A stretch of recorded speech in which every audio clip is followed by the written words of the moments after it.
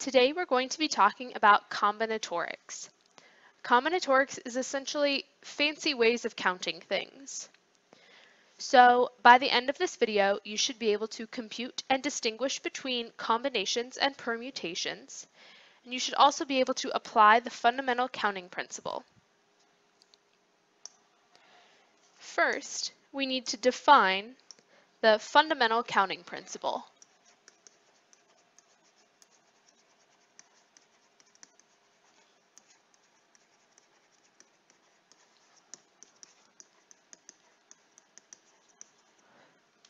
The fundamental counting principle says that if one event can happen m ways,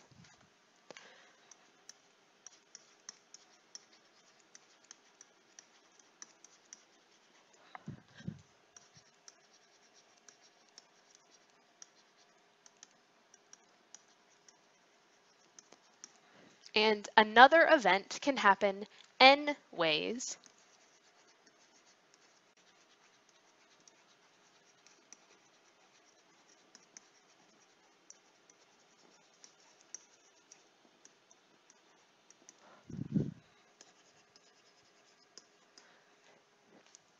then together they can happen m times n ways.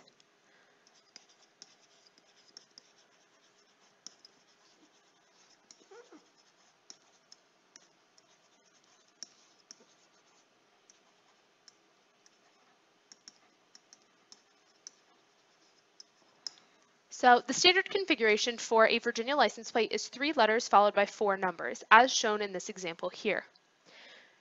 In this first problem, we are asked how many different license plates are available in this configuration. So in the standard 3-letter, 4-number license plates. Well, how many choices do we have for this first letter? There are 26 letters in the alphabet, so there are 26 choices for the first letter. There are also 26 letters to choose from for the second letter and for the third letter. For each of the digits, you could have the numbers 0 through 9, so there are 10 possibilities for the first number, and for the second number, and for the third number, and for the fourth number. So if we multiply all of this together, we get a very large number.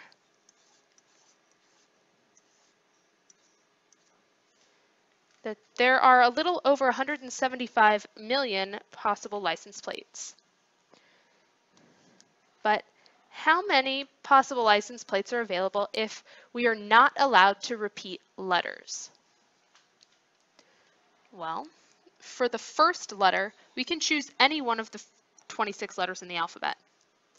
But after we have picked our first letter, so say for example we picked J, then for the second letter, we could choose any letter other than J, which means there are 25 possibilities. And then for the third letter, we can choose any letter except one of the 2 that we've already chosen, so we have 24 possibilities. And we're still allowed to repeat numbers, so the tens have not changed. So if we type this in the calculator, we end up with a slightly smaller number. We have only 156 million possibilities. But what if we can't repeat letters or numbers? Well, we already figured out what to do for the letters part. And if we can't repeat numbers, we have 10 choices for the first digit, 9 choices for the second digit, then 8 choices for the third digit, and 7 choices for the fourth digit. So if we type that in the calculator,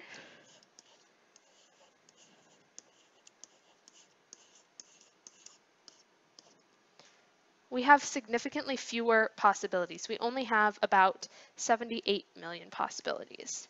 So that's almost half of our previous total. Let's keep going. If we want to talk about arranging things, putting things in order, that is called a permutation.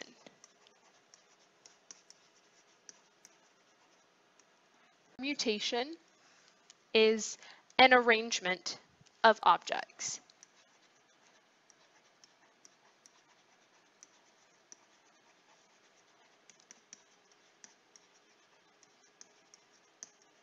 Or events. And by arrangement, we mean that we are putting them in order. So if we just take the letters A, B, and C, and we write out all the possible arrangements, we could have ABC, we could have ACB, we could have BAC, BCA, CAB, or CBA. There are 6 possibilities.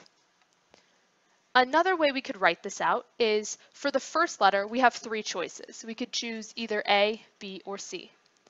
For the second letter, we only have 2 choices. We have to choose between the 2 letters that haven't been used yet. And for the third letter, we only have 1 choice. It's just the leftover one. This is the same as writing 3 factorial. A factorial means that you start with that number and you multiply it by every integer below it until you get to 1. So if you want to do the factorial symbol on your calculator, you would go to Math, go over to Prob, and then number 4 is factorial. So if we take a look at our calculator, if we go to Math, go over to Prob, and then number 4, if we want to find 3 factorial, that gives us 6, which is the number of permutations that we already figured out for the letters A, B, and C.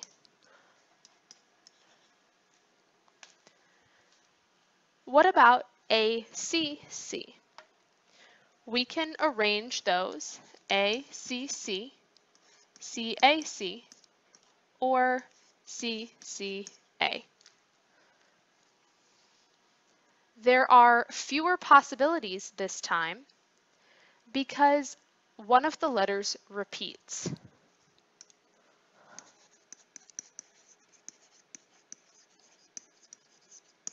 So we have a rule for how to calculate the number of permutations even when letters repeat. If a permutation of n objects has an object that repeats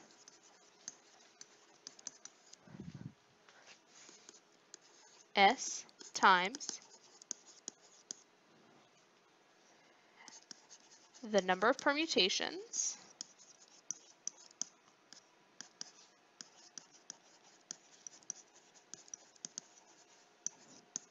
is n factorial divided by s factorial. So let's look at the word Alaska and the word mathematical to try to calculate how many ways we can arrange these letters. So Alaska has 6 letters, and there are 3 A's. So the total number of permutations for a 6-letter word would be 6 factorial, but there are 3 A's, so we need to divide by 3 factorial. So let's go to our calculator. 6 factorial divided by 3 factorial gives us 120. So there are 120 ways to rearrange the letters in the word Alaska. What about mathematical? There are 12 letters. We have 2 M's, 3 A's, and 2 T's.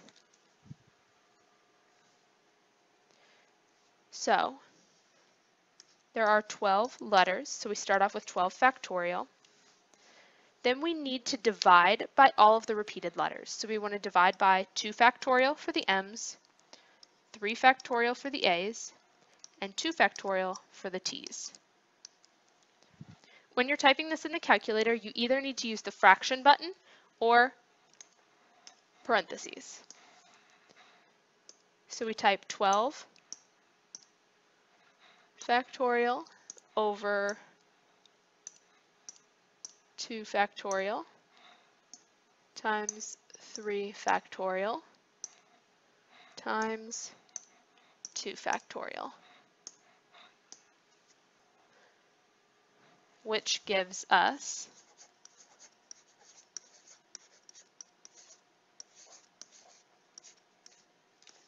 almost 20 million possible permutations.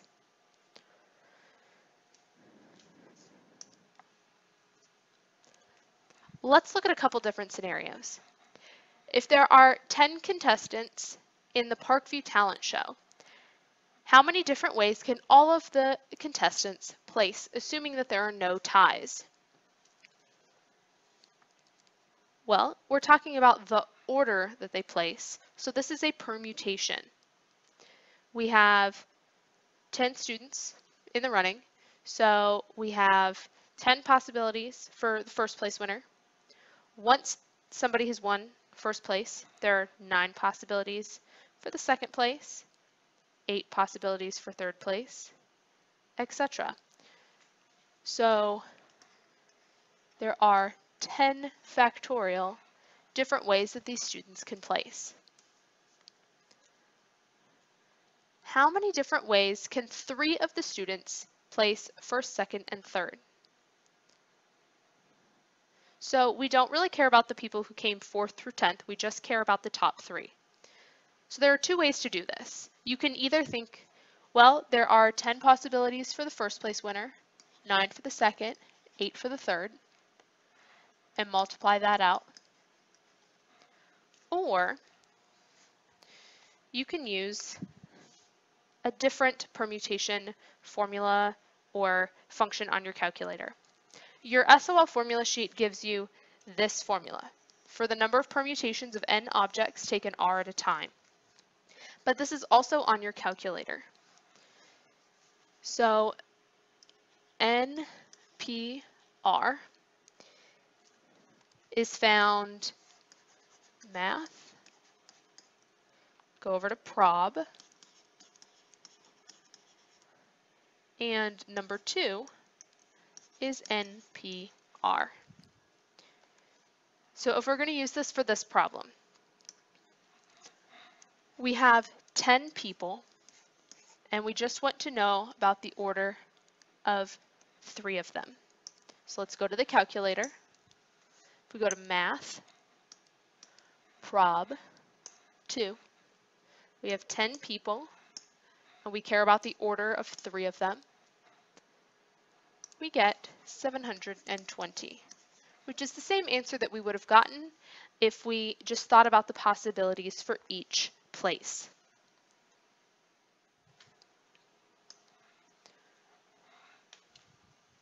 Next scenario. You are making a list of hikes on the Appalachian Trail for fall break. You have 10 available hikes, but you only want to go on 6 of them. How many different potential itineraries can you make? When we talk about itineraries, we're talking about a schedule. So I'm going to do this first, and then this, then this, then this, then this, then this. So we are talking about the order. So this is a permutation. We have 10 hikes, We want to know how many different ways we can arrange 6 of them.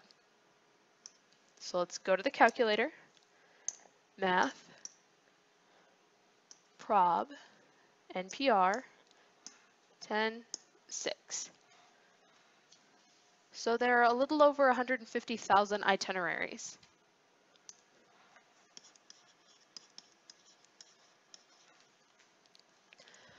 What if we aren't really concerned with the itineraries and we just want to pick the hikes? So we don't care about what order we're doing them in. Well, this would be a combination.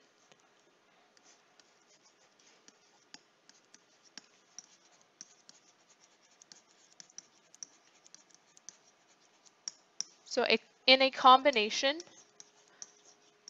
order does not matter. A combination, you are just choosing groups. You are not putting them in order.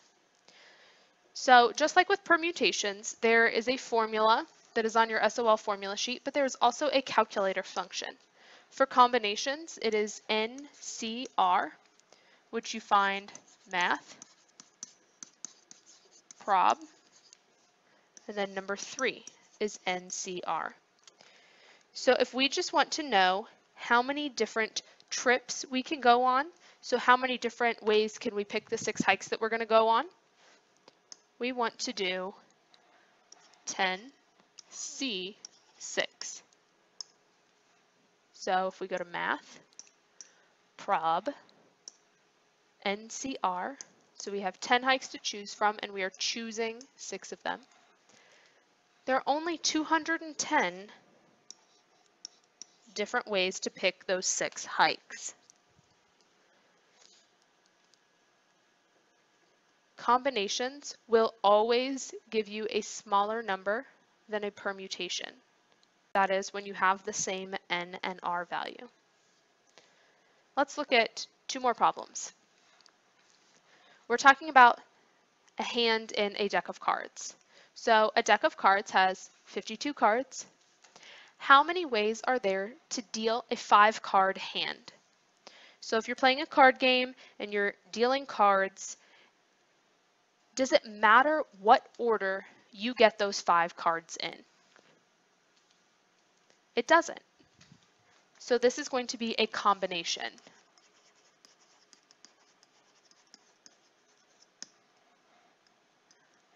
So we are going to do 52C5. So math, prob, NCR.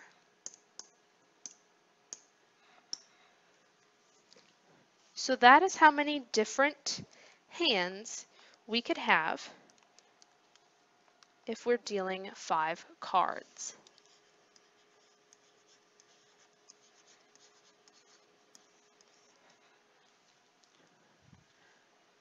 Now, follow-up question, how many 5-card hands have all 5 cards the same color? So this one's a little bit trickier. In case you don't know, there are 26 black cards and 26 red cards in a deck of cards. So we actually have a couple different combinations going on here. First, we have to choose the color. We have 2 options for color, and we're choosing one of them.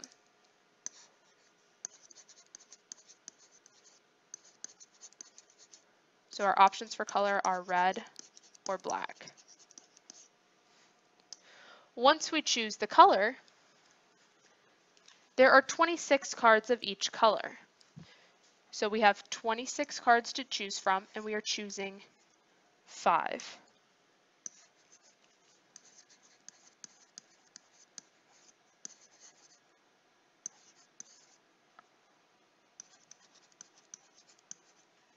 So we are combining combinations and the fundamental counting principle in this problem. So if we have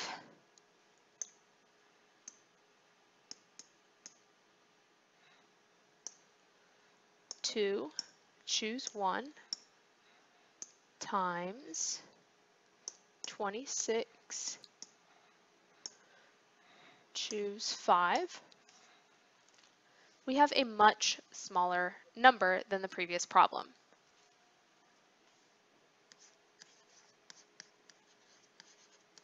So that is how many different hands there are that only use one color of card.